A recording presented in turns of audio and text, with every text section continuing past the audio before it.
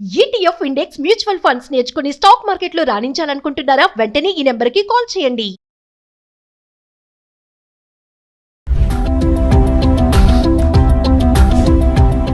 నమస్తే, welcome back to Suman TV. అమెరికాలో మరి H1B వీసా చెల్లింపుల ఫీజు విషయంలో చూసుకుంటే మొత్తం అంతా చాలా హడావుడైతే నెలకొందని చెప్పుకోవాలి. మరి అంతా ఆందోళనకరంగా మారిపోయింది. మరి టెక్కీస్ కానీ, ఇక్కడి నుంచి వెళ్ళి అక్కడ చదువుకోవాలనుకునే విద్యార్థులే కానీ, మరి వీళ్ళన్ని విషయంలో చూసుకుంటే అక్కడ అసలు ఏం జరుగుతుంది?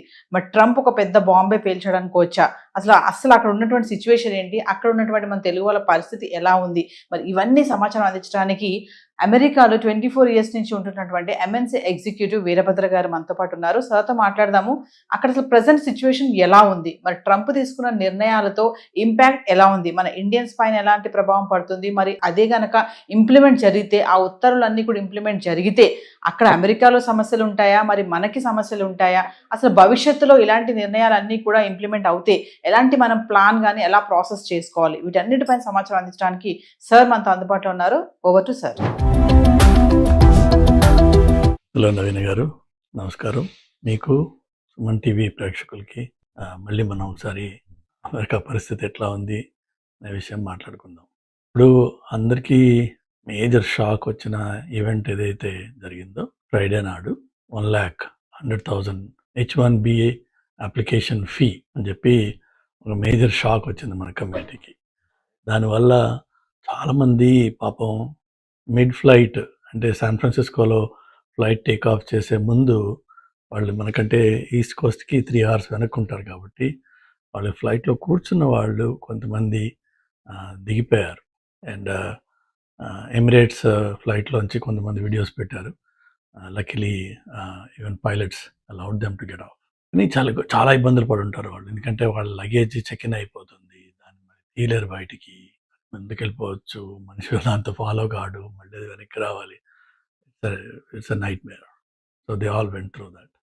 కానీ ఇవాళకి వాళ్ళు ఇప్పుడు ప్రస్తుతం అమెరికన్ గవర్నమెంట్ ఇమిగ్రేషన్ సర్వీసెస్ ఒక H1B FAQs అని చెప్పేసి రిలీజ్ చేసింది. దాంట్లో మనకు కనిపించేది ఏంటంటే కొంత ఈ స్ట్రింజెంట్గా జరిగిన అనౌన్స్మెంట్ చాలా విషయాల్లో దాన్ని రోల్ బ్యాక్ చేసినట్టుగా కనిపిస్తుంది. ఏంటంటే అన్ని కొత్త అప్లికేషన్స్కి మాత్రమే ఇది వర్తిస్తుంది. ఏవేవైతే సెప్టెంబర్ 21 తర్వాత అప్లై చేసే కొత్త H1Bs ఉంటాయో వాటికి ఈ 100,000 ఫీజు అప్లై అవుతుంది అన్నారు ఒకటి.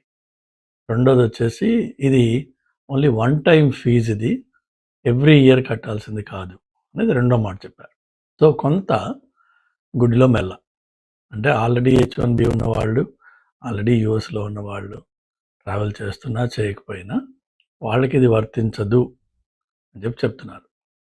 అయితే దీన్ని రెన్యువల్ అప్పుడు ఎలా ఉంటుంది బిహేవియర్, అది ఆ రెన్యువల్స్ మళ్ళీ H1B ఇనీషియల్గా 6 years బ్లాక్లో ఉన్న రెన్యువల్స్కి ఎలా ఉంటుంది, అలా కాకుండా I-140 అని మనం ఒక వీడియోలో మాట్లాడుకున్నాం.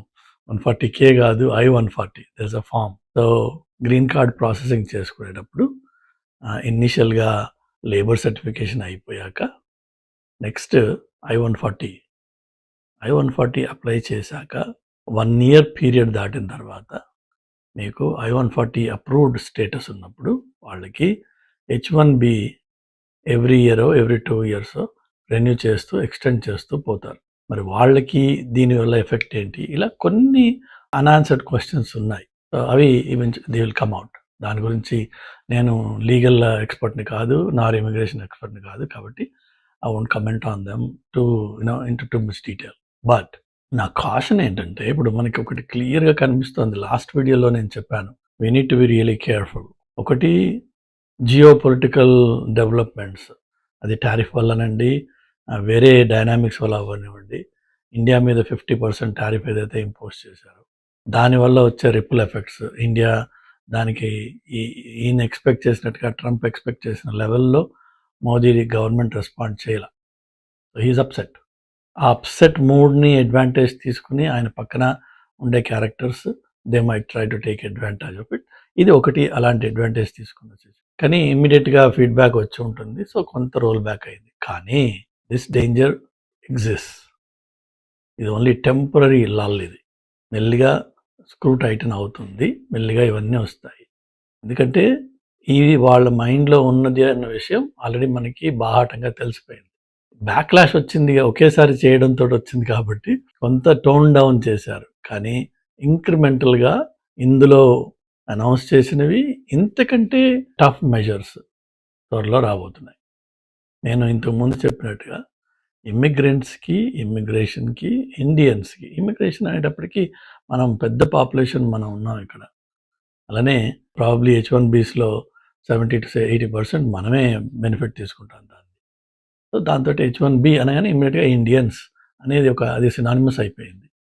So that's one situation. So whatever happens we are going to be impacted and there will be an impact.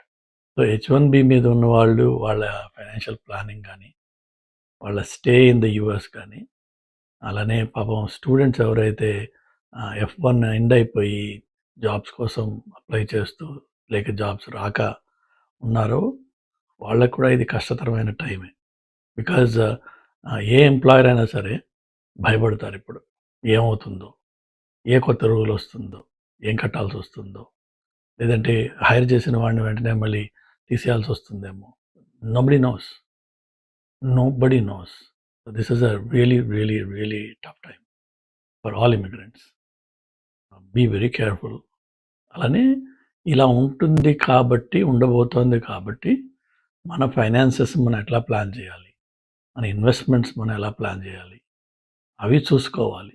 ఇప్పుడు ఈ టైంలోనూ వచ్చంటే కదా రాబోయే 3 ఏళ్ళ వరకు 3.5 years ప్రాబబ్లీ ఏది కూడా long term commitments, major purchases, major investments అందులోకి వెళ్ళకుండా మీ డబ్బుని మీరు సేవ్ చేసుకుంటూ జాగ్రత్తగా ఉండడం అనేది చాలా ఇంపార్టెంట్.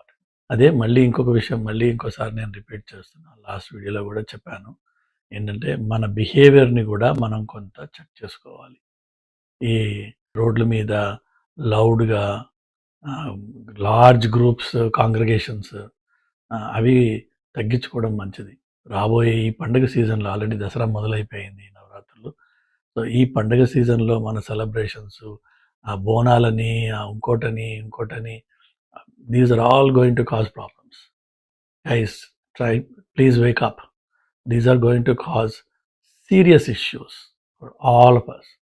ఇప్పుడు టెక్సస్లో Muslims they wanted to build their own city simply by Muslims. దానికోసం అని చెప్పేసి even though everybody here has the freedom to do whatever they want to do, Texas passed a law. The governor signed a law that said no, you can't do it. So వాళ్ళేమో బాహాటంగా మా town కట్టుకుంటాము అని ఒకటి పెట్టాడు. మనమేమో బాహాటంగా ఈ పండగలు, ఈ సెలబ్రేషన్స్ కొంచెం హంగు ఎక్కువ చేస్తున్నాం మనం. దానివల్ల తప్పకుండా ప్రాబ్లమ్స్ వస్తాయి. దయచేసి కొద్దిగా టోన్ డౌన్ చేసుకోండి. This is not the time to show off. This is not the time to be loud. This is not the time to be pompous. అది literally you're showing a finger to the rest of the crowd, rest of the population that are really struggling. Chudandi, Nevada, Vegas, all states that are agriculture dependent, Florida, their economies and the videos they are putting on TikTok, ఏడుస్తున్నారు literally. వాళ్ళు భయంకరమైన నష్టాల్లో ఉన్నారు. వాళ్ళు అలా జరుగుతున్న చోట మనము ఓవర్ బోర్డ్ వెళ్ళిపోయి ఈ పండగలని, వినాయకుడని అక్కడ ఏదో ఒక కెనడాలో కెనేడియన్ రివర్ పక్కన గంగా హారతి అని చెప్పి పెట్టారు వాళ్ళు. ఎక్కడ గంగా, ఎక్కడ కెనడా, ఎక్కడ హారతి? నీరు ఎక్కడైనా గంగే, కానీ దేనికైనా కొంచెం అర్థం, కొంచెం లిమిట్స్ ఉండాలి. And these are the things that have cause problem to other communities and these are the type of behaviour that will cause problems to us. నా సొంత అనుభవం ఉంది ఈ స్పానిష్ ఇష్యూస్ తోటి. నేను ఒకసారి అయోవాలో ఒక మీటింగ్ అయిపోయాక తొందరగా ఏదైనా I wanted a quick bite before driving to the airport. So ఒక ఫాస్ట్ ఫుడ్ సెంటర్లోకి ఫాస్ట్ ఫుడ్ డ్రైవ్ త్రూ వెళ్తే నేను ఆర్డర్ చేయబోతే fellow on the other side told me, if you can't order in Spanish keep driving. నువ్వు స్పానిష్లో order చేయలేకపోతే నువ్వు వెళ్ళిపో ఇక్కడి నుంచి అని చెప్పాడు నాకు. అంత డామినేషన్ ఉండే ఆ స్టేట్లోంచి ఎప్పుడైతే ఇది గొడవ మొదలయ్యిందో ఇప్పుడు లేబర్ లేకుండా పోయింది. అంటే all of those guys have got. వాళ్ళు ఇదే బిహేవియర్ చేశారు ఒకప్పుడు. ఇండియన్స్ లేకపోతే అమెరికన్ ఎకానమీ నడవదు అనే ఒక ఆరోగెన్స్ మనలో డెవలప్ అయింది. దయచేసి అది చెక్ చేసుకోండి. This is not good. And రాబోయే వాళ్ళు వచ్చే 4 ఏళ్ల పాటు ఇక్కడికి వచ్చే ఆలోచన మానేయండి. Think of alternates. Do better things in India. Do something remote. Use the AI wave to build a career, to do some innovation. But don't think of America as your destination. It's not a good time. Don't come here. And ఇక్కడ ఉన్న వాళ్ళు ఎవరైతే ఉన్నారో please be safe. Please be extra safe, extra cautious. Good luck to you. And let's hope ఈ last అనౌన్స్మెంట్లో వచ్చిన మిగిలిన measures మళ్ళీ రీఇంట్రడ్యూస్ కావు అని ప్రే చేద్దాం. బట్ మీకు cards are already on the table, so you know exactly what's coming. Just a matter of time. Everything that they announce, their intentions are clear. 3 నెలల, 6 నెలల, సంవత్సరం అవన్నీ రోల్ అవుట్ అవుతాయి మళ్ళీ. ఇట్స్ జస్ట్ టెంపరీ లల్ ఇది. So but don't take anything for granted. Be very careful. Good luck to you guys. Stay safe and stay wise. Thank you.